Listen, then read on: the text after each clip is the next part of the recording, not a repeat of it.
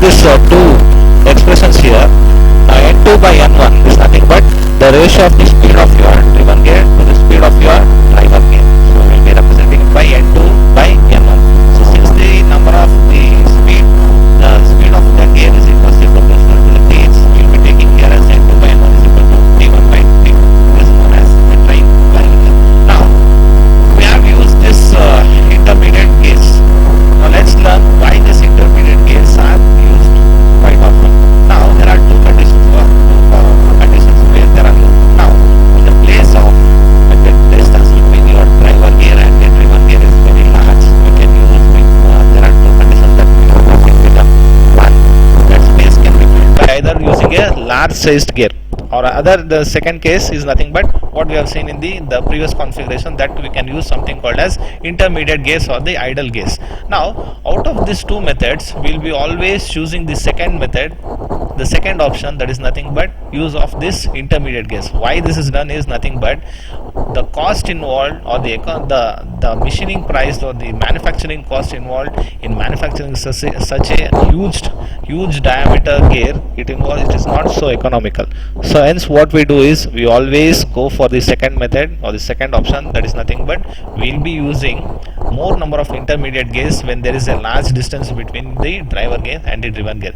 Very simple thing, we will not be using a very large gear of a huge diameter because the manufacturing cost involved in manufacturing such a huge gear will be not so economical. Hence we will be going for the intermediate gauge now. Yes, let's move on now. Now having said that, let's find the velocity ratio here for the simple this thing. Now let's consider this as the simple gear train. Why this is simple? Because there are three shafts here and each shaft contains only one gear on them. Hence this arrangement is a simple gear train. Now in this simple gear train, let's we have some notations here.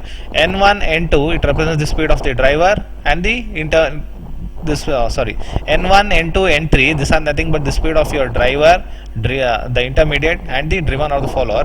T1, T2, T3 are nothing but teeths on your driver, teeth on your intermediate, and teeths on your the last driven or the follower gear. Now considering these notations, we will be defining the velocity ratio for the gear 1 and the intermediate gear for 1 and 2 here. Now if I take this gear 1, this driver gear, and the intermediate gear, I will be defining this as N1 by N2, that is nothing but this is equal to T2 by T1 as per the velocity ratio. Now the second gear, it meshes with the third gear here, so this becomes the driver and this becomes the follower here. Now what I do is I will be considering this as the driver, so my velocity ratio I will be writing it as N2 by N3, this is equal to T3 by T2, right? Now to get the overall velocity ratio of this arrangement where you have three shafts and three gears running, I will be doing what? I will be multiplying this equation 1 and equation 2. Now I will be multiplying respective LHS. I will be multiplying the LHS of this first equation with the second, and the LHS of the first equation will be multiplied by the second. Note down here, these two equations is having a common term here, N2. So this N2 and this N2 get cancelled. On the RHS part, I have T2 by T1. This is equal to this multiplied by T3 by T2. Now what happens here is this T2 and this T2 gets cancelled over here. The number of teeths on the second gear and this second gear get cancelled. So you will be having on the RHS T3 by T1. So the overall velocity ratio of this particular arrangement is what? We will be having this 1 and this is 3. So the N1 by N3, this is equal to T3 by T1. This is the speed ratio. And if we take the reciprocal of this one, we will be having the train value. That's the speed ratio and train value here. Now this again they have explained here this particular slide indicating what you mean by this idle gauge. It serves two purposes here: to connect the gauge where a large center distance is required, and to obtain the desired direction of motion of your driver gear. That we have learned here. When you have only odd number of gears between the driver and the driven, the driver and driven will rotate in the same direction, and if we have even number of idle gears or intermediate gears between the driver and the driven, the direction of rotation of your driver and the driven will be different. This is the main purpose of using idle gears. Now let's move on to the second type of gears, that is nothing but compound gear. Now compound itself is selling more than one. Now let's see the definition. When there are more than one gear on a shaft, it's the combination, the gear train is called as compound gear train. Now one thing to remember here is, in a compound gear train, the driven shaft and the driver shaft, it contains only one gear, whereas the intermediate gears, it contains more than one gear. So you have to remember this point. Now let's see from this one. We have the shaft A here, and this is the shaft B, this is shaft C, and this is shaft D. The shaft A, it contains one gear, and the shaft D, it also contains one gear. So this is my driver and this is my driven, and all the intermediate shafts, it contains more than two gears. Now such an arrangement is called as compound gear train. Okay, now let's see what all the different things in here. Now in case of this one, the intermediate shaft will always be having two gears. This is the thing that we need to remember here. Let's find out the velocity ratio for this one now. So remember one thing, the driver gear and the driven gear, so the driver shaft and the driven shaft, it carries only one gear on them, whereas the intermediate gears, it will be having more than one gear, hence the name is called as compound gear train. Now we will be naming this one. N1 is nothing but speed of the driver gear, N2, N3 up to N6, the speed of the different gears here. Similarly, T represents the number of teeths on first gear, and T2, T3, T5, T6. From the diagram, this is N1, N2, N3, N4, N5, N6. Similarly, teeths on the respective gears are T1 up to T6. Now from this diagram, I will be saying, see this one. The gear 1, it measures with the gear 2 on the second shaft. The second shaft here, it contains another gear, the third gear here. This third gear, it measures with the fourth gear here, whereas the fourth and fifth gear, they lie on the same shaft, and the fifth gear measures with your sixth gear here. Now this is the common arrangement here. Now I will be taking the velocity ratio here. I will be taking the first where the two gears mesh. Now my driver, it meshing with the second gear here.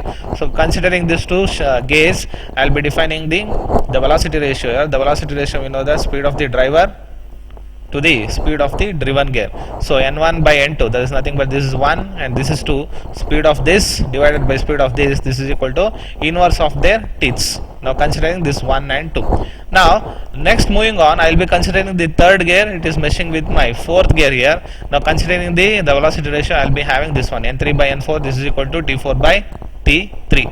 Now the last meshing this thing is the gear 5, it meshes with the gear 6, so that I will be having the velocity ratio as, now this is my 5 is your driver, because from the motion of 5 the 6 starts moving here. So N5 by N6 is equal to T6 by T5. Now I have these three equations. I will be multiplying the LHS of this with the RHS of the respective equation, hence I will be having, now let's see this one here, N3 and N2, since the second gear and the third gear, it will be rotating on the axis of the second shaft. The speed of second gear and the third gear will be same, hence this N3 and N2 gets cancel over here. Similarly, fourth and fifth gear, it rotates on the third shaft here, hence the speed of these two gears will be same, hence we will be having the LHS as N1 by N6 here, and the teeths will be different and we will be retaining the same notations here. Now this is how the velocity ratio of the compound gear train is obtained. Moving on, the third type is nothing but the reverted gear train. The reverted gear train is very simple. Now is nothing but you have the first shaft, the first gear, and your last gear in your configuration will be coaxial. This the thing need to be remember. The first gear, there is nothing but the driver, and the last gear in your arrangement, that is nothing but your driven gear, will be having coaxial axis. Let's learn the definition. When the axis of the first gear and the last gear are coaxial, then the gear train is called as reverted gear train. This is very evident from this diagram what I have shown here now. Now what happens here is the gear 1 meshes with the gear 2. The gear 2 and the gear 3 are mounted on the second shaft, and this gear 3, it drives the gear 4 here. If you want to find the direction, if the gear 1 rotates in the clockwise, the gear 2 will be rotating in the anti-clockwise. Similarly, the gear 3 also rotates in the anti-clockwise. Now this anti-clockwise makes the gear 4 to again rotate in the clockwise opposite direction. So the gear 1 and the gear 4, it rotates in the same direction. Now this is how the thing to be remembered here. Now moving on, this is the the reverted gear train. Now one thing to remember here, this first gear, the first shaft and the last shaft, these are simple gears. There is nothing but this shaft contains only one gear, whereas the second shaft, it contains two gears here. So this reverted gear train can be thought of an combination of simple gear train and compound gear train. Let's move on to the last one, that is nothing but epicyclic gear train. This is the main gear train we people need to consider, because problem will be asked on the epicyclic gear train. Now epicyclic gear train, let's read the definition. In an epicyclic gear train, the axis of the shaft over which the gears are mounted may move relative to a fixed axis. Now out of the three gears what you have learned in the previous thing, that is nothing but the reverted gear train or the compound gear train and the simple gear train. The configuration of all these things, the position of the shaft and the position of the gears won't change in all these three types. The shaft and the gear position is fixed, whereas in case of this epicyclic gear train, the one gear can move across another gear. That is the main definition of this epicyclic gear train here. Now I'll be telling the epicyclic gear train here. Now we have, from this diagram, we have a gear A and we have gear B here. Now the center of rotation of gear A is given by O1 and the center of rotation of your second gear, that is gear B, is given by O2. Now the centers of this gear A and gear B, they are defined on a particular member here. This member is called as arm. Now one end of the arm, it contains the center O1, that is nothing but the center of rotation of the gear A. This another end of the arm contains the second center O2, that is nothing but the center of rotation of the gear B. Now if this configuration, gear A, gear B and this arm containing the centers O and O2 are fixed, what happens here? If the gear A is our driver, it makes the gear B to rotate, or if gear B is our driver, it makes the gear A to rotate. Now this is the common condition. Now second, what we do is, if we try to fix the gear A and this arm C is rotated through some means, then the gear B can be rotated about the center of rotation of the gear A, that is nothing but O1. Getting this thing? If by some means, if arm can rotate about this center O1, what happens to the gear B now? The gear B will be moving along the gear A about the center O1. This is the common configuration. This is the main unique configuration of epicyclic. Epi means about a center. Now I will have a particular definitions here. Now what do you mean by such a, if the arm is fixed, let's say in this one, if the arm is fixed, the gear train is a simple and the gear A can drive B. That is what I have said.